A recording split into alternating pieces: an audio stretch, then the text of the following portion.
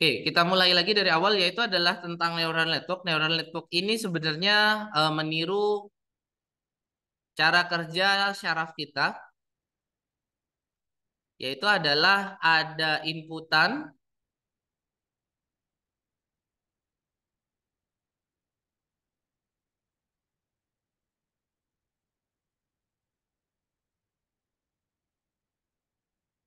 Oke, ini adalah gambar. Biasanya kalau kalian melihat neural network gitu kan gambarnya seperti ini ya. Inputannya ada banyak, prosesnya ada satu, outputnya keluarannya satu gitu kan ya. Biasanya kalau satu node gitu kan, ini namanya satu node ya. Satu node itu gambarannya seperti ini. Jadi ada input, terus ada proses dan dia keluar jadi output. Nah, dengan meniru cara kerja otak kita, biasanya inputnya itu dimulai dari banyak hal gitu loh. Boleh banyak hal yang mungkin dia kelihatan nggak berhubungan, tapi pada akhirnya kita bisa hubung-hubungkan seperti itu. Nah, ini untuk neural network, bentuk umumnya adalah bentuknya seperti ini. Ini namanya adalah satu node. Satu node kalau kita biasanya di otak itu namanya adalah satu sel saraf. Masih ingat bentuknya sel saraf ya? Yang ada kepalanya seperti ini, terus ada seperti ininya gitu kan ya. Terus dia panjang ke bawah, terus di sini ada seperti ini. Ya, masih ingat ya? Bentuknya seperti itu mirip-mirip dengan note ini. Jadi kalau pada sel saraf juga sama, yaitu di sini ada inputan, terus di sini ada outputan dan akhirnya jadi keluar di saraf motorik seperti itu. Nah, di sini ini adalah proses paling banyaknya. Nah, ini juga sama di sini juga proses yang paling banyak. Jadi sebenarnya neural network itu dibuat berdasarkan jaringan otak kita. Nah, sementara bagaimana caranya kita mengetahui tentang neural network secara umum? Neural network secara umum adalah gabungan dari node-node yang akan dibentuk. Terserah kita node-nya mau berapa kali lapisan boleh gitu kan ya. Karena di otak kita juga berlapis-lapis ya untuk node-nya seperti itu.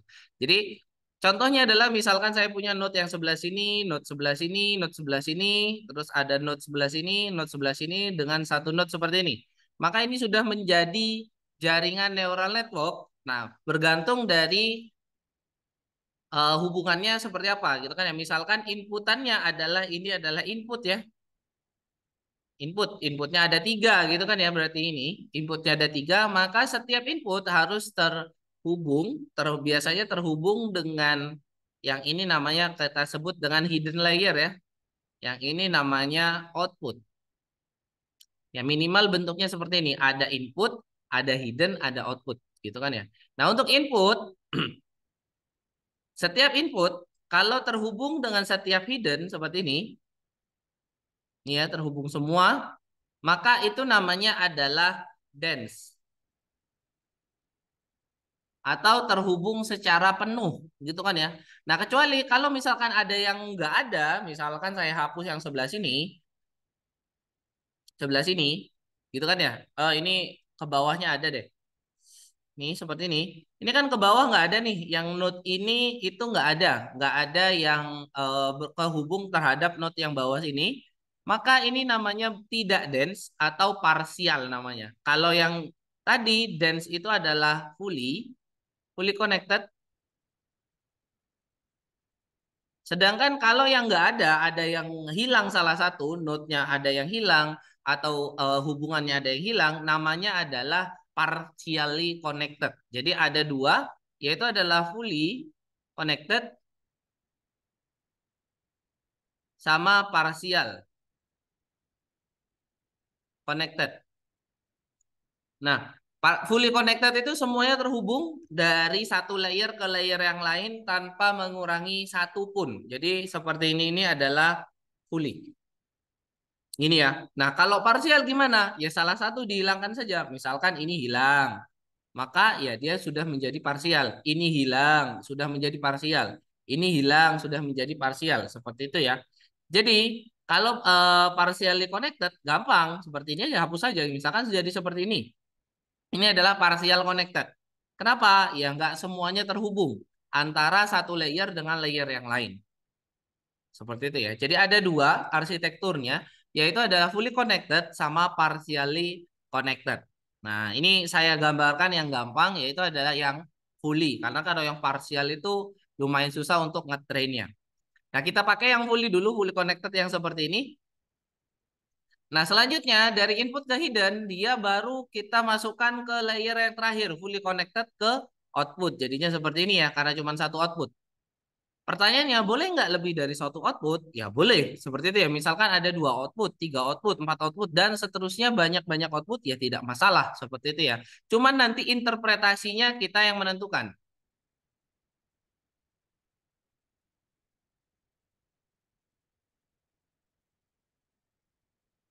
Oke, interpretasi outputnya kita yang menentukan. Bagaimana maksudnya kita yang menentukan? Ya kan ini outputnya cuma angka ya. Output ini cuma angka, Mas. Cuma angka.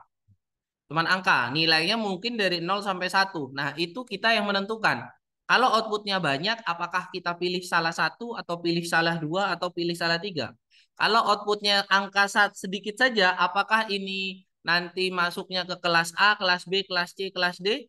Ya, itu kita yang menentukan.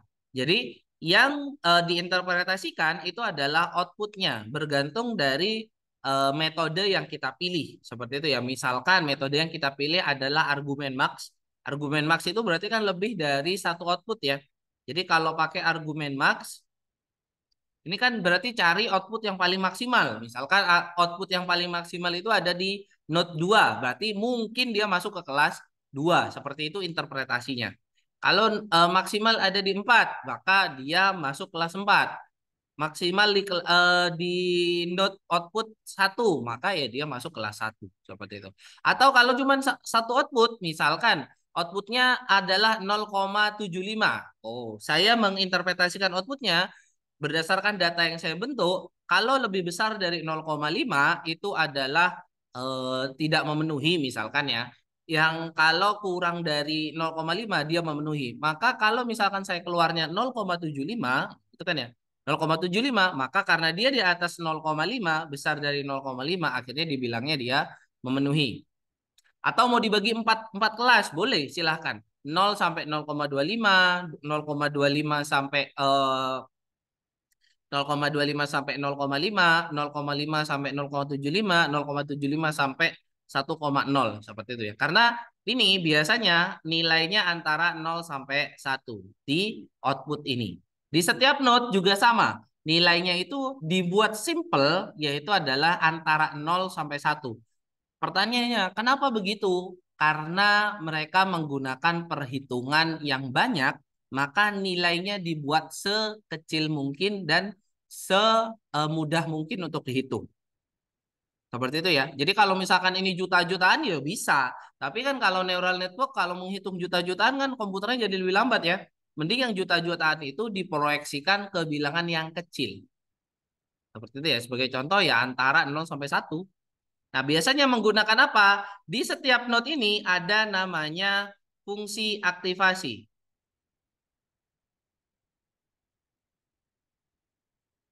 Jadi di setiap node punya fungsi aktivasi yang di mana nanti inputan dari node tersebut akan diaktifkan terlebih dahulu untuk menjadi nilai antara 0 sampai 1. Seperti itu ya. Jadi node itu kan masuknya nih banyak nih, masuknya dari sini sini gitu kan ya. Siapa tahu di sini nilainya awalnya misalkan 9. Nah, masukkan ke fungsi aktivasi akhirnya dia menjadi antara 0 sampai 1. Fungsi aktivasi yang biasanya kita pakai itu biasanya ada sigmoid. Terus ada lagi tan hiperbolik, ada relu, ada softmax dan sebagainya. Gitu kan ya. Jadi fungsi aktivasi itu di setiap node ada fungsi aktivasi. Oke? Bisa dipahami untuk awalnya dari neural network ini? Bisa ya? Ada yang mau ditanyakan sebelum saya lanjutin? Ini kan Saya mau baru bertanya, Pak. tentang neural network ya. Jadi minimal ada 3 layer, yaitu adalah ya, layer input, layer hidden, sama layer output. Nah tentu saja karena tadi sudah ada fungsi aktivasi ya, di input nggak ada ya. Jadi input ya inputan saja gitu loh. Jumlahnya adalah sebanyak data yang akan kalian inputin, sebanyak variabel yang akan kalian inputin. Jadi ini adalah variabel. Jadi kalau ada 3 variabel berarti ya 3 inputan, 4 variabel 4 inputan, 5 variabel 5 inputan dan seterusnya seperti itu. Nah untuk masalah Pak hidden layernya kita butuh berapa? Silahkan dicoba-coba. Seperti itu ya. Jadi kalau untuk hidden layer mau 1, mau 2, mau 3, mau 4 dan seterusnya itu boleh dicoba-coba. Nah, bagaimana kalau yang not deep bahasa itunya shallow ya. Ini ada 2 namanya neural network. Ada yang deep neural network, namanya adalah deep learning nanti. Ada yang shallow, shallow learning. Kalau deep learning ini biasanya layernya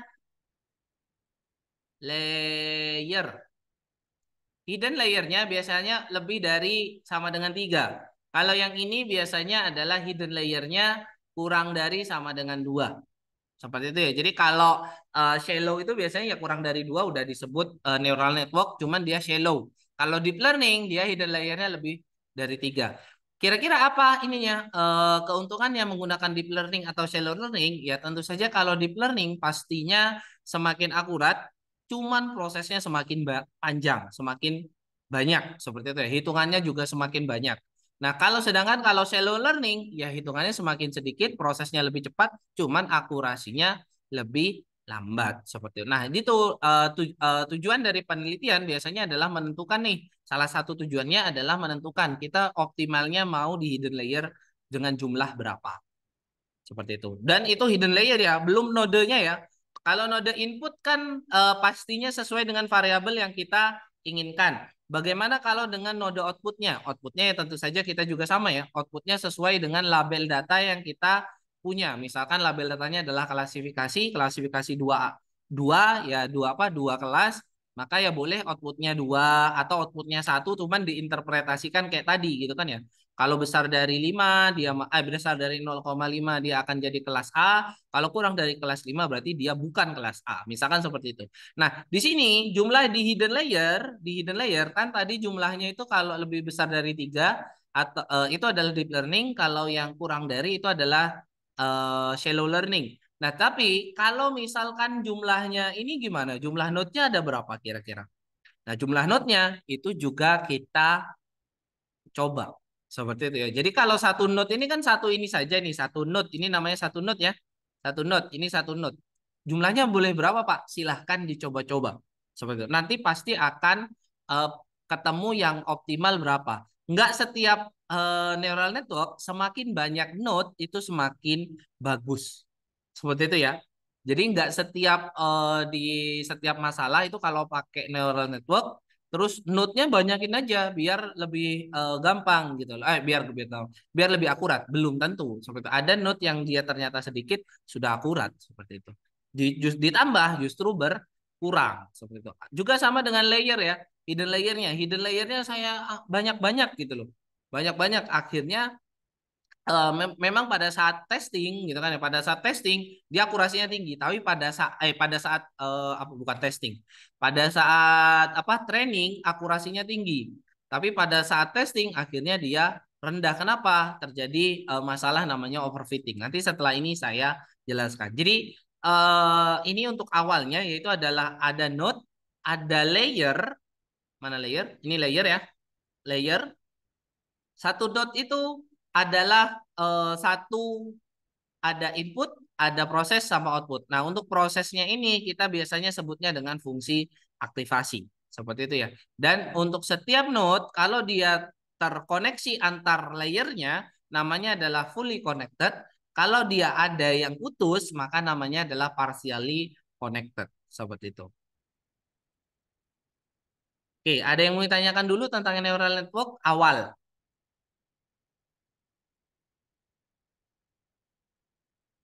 Nggak ada?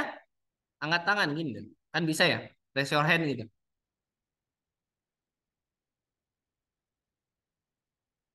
Nggak ada ya? Oke, kita lanjutkan.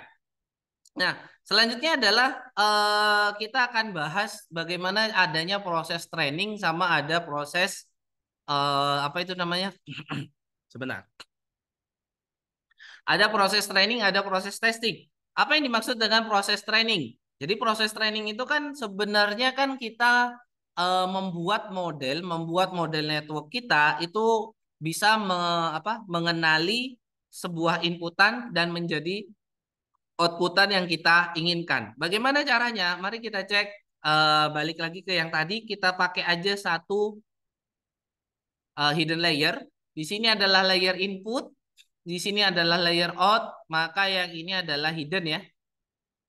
Nah, ini kan bentuknya seperti ini ya.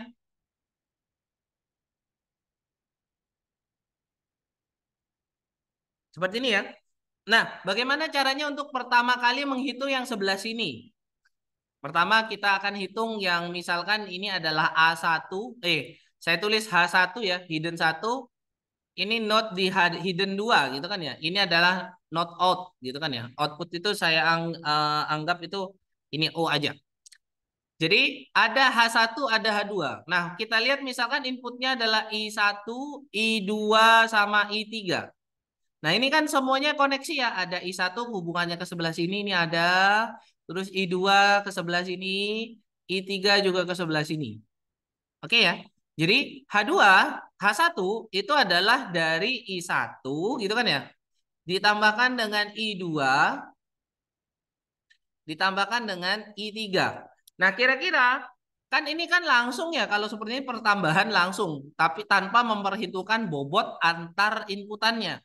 Maka biasanya kita tambahkan bobot. Seperti itu ya. Kita tambahkan bobot.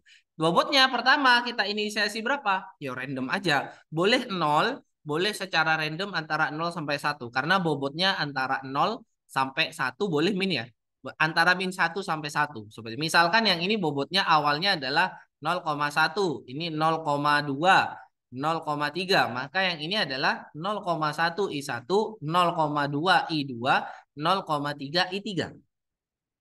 Seperti itu. Nah, bobot untuk yang ke bawah bagaimana? Saya ganti ininya.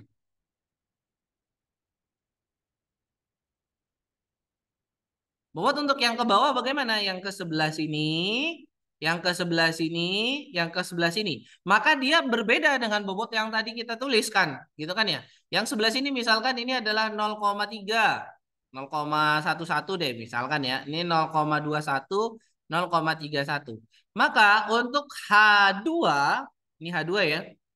Saya tulis H2 sama dengan 0,31 I1 ditambah 0, bentar, 0,21 I2 ditambah 0,11 I1. Seperti itu ya. Satu-satu. Seperti itu. Jadi untuk di H1 input jadinya apa? Jadinya adalah yang ini. Gitu kan ya. H2 gimana? Jadinya adalah yang sebelah sini. Jadi H1 H2 itu sudah memiliki inputan nanti, sudah memiliki nilai. Nama ke sini itu adalah proses fast forward, apa? Feed forward. Kok fast forward sih?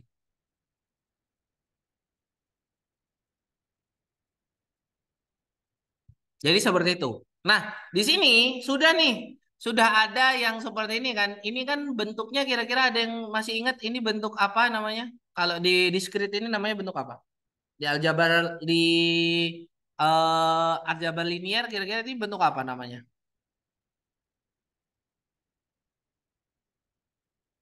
Ada yang tahu nggak ini bentuk apa nih? Nih, 0, bisa dibilang A1 kali X1 tambah B1 kali X2 tambah C1 kali X3 itu bentuk apa namanya? Tadi sudah saya sebutin ya. Bentuk namanya adalah bentuk linier. Nah, kalau bentuk linier karena dia bentuk linier untuk menghindari ketergantungan linier, maka bentuk ini kita tambahkan dengan sebuah bias namanya. Bias kok bisa sih? Sebentar, saya ini terli oke, ya. kita tambahkan di sebuah bias namanya.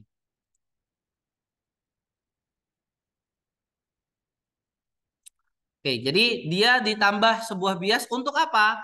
Agar bisa ke atas sama ke bawah. Kalau persamaannya kan itu hanya bisa persamaan linear itu kan hanya bisa lurus ya. Kan nggak bisa shifting namanya ya. Ini bias ini digunakan untuk shifting. Jadi dia itu menggeser ya, menggeser apa? Menggeser grafik. Itu bias namanya. Nah, bias ini ditentukannya gimana? Sama dengan bobotnya, yaitu adalah ditentukan random. Sama dengan bobot awal. Jadi bobot awal adalah random, bias awal juga random. Boleh langsung nol terlebih dahulu. Seperti itu. Nanti biasnya juga diupdate, bobotnya juga diupdate. Nah, ini proses ini akan berlanjut sampai dia itu di output. Nah, setelah H1 ketemu H1 sampai H2, barulah kita masukkan dia ke dalam fungsi aktivasi. Namanya adalah ya fungsi aktivasi. Kita masukkan dia dalam bentuk fungsi H1 itu sama dengan nilainya nanti H1. Seperti itu ya. Jadi kalau H1-nya itu adalah ini, maka kita masukkan yang sebelah sini. Nanti nilainya adalah fungsi dari H1. Yang ini juga sama, ini adalah fungsi dari H2. Seperti itu. Nah, selanjutnya juga sama. Nanti itu lagi berlanjut lagi. Untuk yang output berarti kan inputnya adalah H1 sama H2 ya. H1 sama H2, maka yang sebelah sini ini ada bobotnya gitu kan ya. Ini bobot randomnya misalkan 0,5, yang ini 0,5 misalkan bobot randomnya. Maka ya nanti pada output gitu kan ya, out gitu kan ya. O sama dengan 0,5 H1 ditambah 0,5 H2. Dengan catatan H1 dengan H2 itu sudah diganti dengan fungsi aktivasinya. Sudah diaktifkan terlebih dahulu. Seperti itu ya. Jadi setelah dihitung baru diaktifasi. Hitung aktivasi dan seperti itu untuk yang terjadi pada node. Nah, setelah kita punya O, maka kita nanti keluar outputnya ini berapa nih? Di sini sebuah angka gitu kan ya. Ini sebuah angka. Nah, ini namanya adalah proses feed forward. Ini baru satu kali masukin data karena yang pertama random ya kita random aja gitu loh. Jadi kita nggak tahu nih ini dia benar atau enggak. Nah, karena untuk training maka kita perlu melatih kan ya. Untuk melatih berarti kita harus tahu apa kesalahan kita itu letaknya di mana. Nah, nanti out ini itu nanti kita tinggal selisihkan atau jaraknya dengan aslinya berapa. Ini jaraknya berapa? Itu kan ya, jarak. Misalkan outnya adalah 0,5, aslinya adalah 0,75 misalkan ya, seperti ini. Maka jaraknya kan 0,25 nih. 0,25. Maka kita harus mengupdate gitu kan ya, sesuai dengan proporsi jaraknya. Fungsi apa yang dipakai? Fungsinya namanya adalah fungsi turunan alias fungsi momen untuk mengupdate bobot di pertama sini, terus baru setelah itu mengupdate bobot di depannya lagi. Nah, itu untuk detailnya bisa kalian lihat fungsinya seperti apa di apa itu di buku bacaan yang manapun untuk ANN. Artificial Neural Network seperti itu. Jadi bobotnya dia pakai fungsi kalau kita tulis itu adalah do output do out,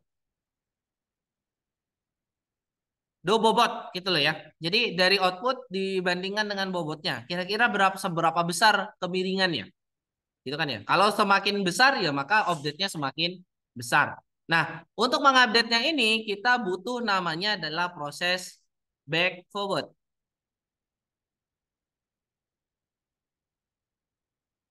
Back propagation, salah kok back forward sih. Jadi namanya adalah back propagation namanya untuk mengupdate apa neural network yang kita buat. Jadi untuk proses pivotnya sudah, setelah itu baru masuk ke metode back propagation. Didasarkan apa mengupdate-nya? Berdasarkan jarak kemiringan gitu kan ya. Delta kemiringan dengan delta bobotnya. Dia itu sejauh apa, sebesar apa. Nah, update-nya nggak langsung ditambah dengan update segitu gitu loh ya. Misalkan kemiringannya 0,5, 0,01, 0,2 misalkan. Langsung kita update sesuai itu. Tidak, tapi dia biasanya dikalikan dengan learning rate namanya. Nah, learning rate-nya ini adalah kan setiap data punya ini sendiri gitu kan ya, punya apa? Punya kesalahannya sendiri. Setiap masukin data kita salah, ada yang salah, masukin data salah lagi dan seterusnya. Maka untuk mencegah dia itu terlalu besar pengupdatean bobotnya, maka kita setiap data itu butuh namanya learning rate. Nah, learning rate ini kira-kira antara 0,01 biasanya dihitung sampai 0,1. Seperti itu ya. Kenapa? Agar tidak terlalu overfit gitu loh ya. Agar tidak terlalu bergantung sama datanya gitu loh. Seperti itu. Jadi kan kalau belajar terlalu banyak dari satu data, dia biasanya langsung yang nyocok ke data itu, tapi ke data yang lain enggak gitu loh. Makanya kita butuh learning rate. Learning rate itu untuk mengetengahi antara eh, apa apa itu namanya? Antara data yang kita sudah training. Seperti itu. Itu adalah learning rate. Jadi enggak setiap data itu misalkan yang ini langsung diambil semua 0,25, deltanya anggap aja kemiringannya 0,25 di data pertama 0,25 langsung diupdate 0,25. Enggak seperti itu. Kenapa? Ya di data selanjutnya pasti kemungkinan bisa jadi lebih besar gitu loh. Kenapa kalau diupdate 0,25? Karena dia cocoknya sama data itu saja, data yang sebelumnya. Data sesudahnya belum tentu cocok. Makanya kita butuh learning rate. Biasanya ini dikalikan dengan learning rate seperti itu. Jadi 0,25 kita kalikan misalkan dengan learning rate-nya adalah 0,01, maka dia hanya diupdate sebenarnya 0,025 gitu kan ya. Jadi update-nya sangat kecil sekali. Tapi perhatikan, meskipun update-nya ini sangat kecil, tapi dia dilakukan berulang-ulang kali. Ya kan? Dilakukan berulang-ulang kali sampai akhirnya modelnya jadi fit, modelnya jadi bagus untuk seluruh data training. Jadi nggak cuma ke satu data training. Kalau kita update langsung, ini kan fitnya ke satu data training doang. Setelah itu update lagi, update lagi, update lagi, dan seterusnya seperti itu. Jadi dia nggak fit untuk semua data gitu loh. Kenapa? Ya terlalu besar update-nya. Update-nya pertama ke atas, terus ke bawah, ke atas, ke bawah, ke atas, ke bawah. Terlalu besar. Nah, update-nya biasanya dibentuknya seperti ini. Ke atas, ke bawah, ke atas, ke bawah. Sampai dia itu seperti ini. Jadi dia lebih bagus gitu loh. Dibanding yang sebelah sini, ini terlalu chaotic ya. Gitu loh.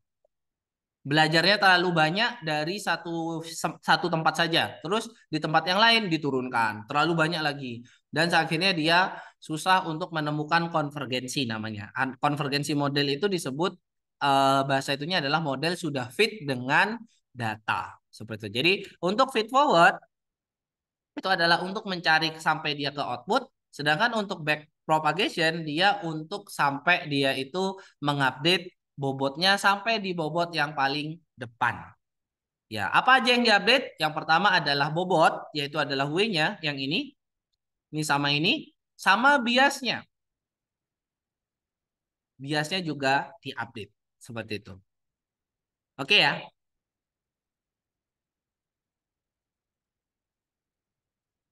Ada yang mau ditanyakan dulu? Nih, waktunya udah mau habis ini soalnya. Nggak ada. Videonya insya Allah nanti akan saya share, gitu kan ya. Akan saya share, saya upload di YouTube terlebih dahulu. Nah nanti minggu depan, selain kalian presentasi, saya akan lanjutkan materinya. Atau oh, kalau minggu ini udah nggak bisa ya, kalau liburan ya, liburan Kamis Jumat ya.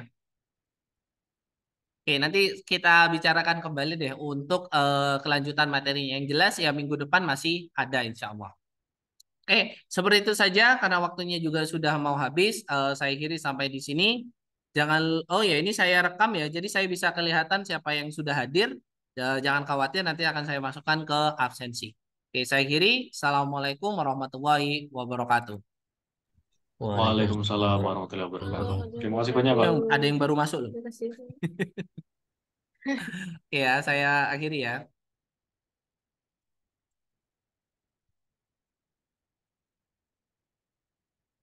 Oke, sampai jumpa.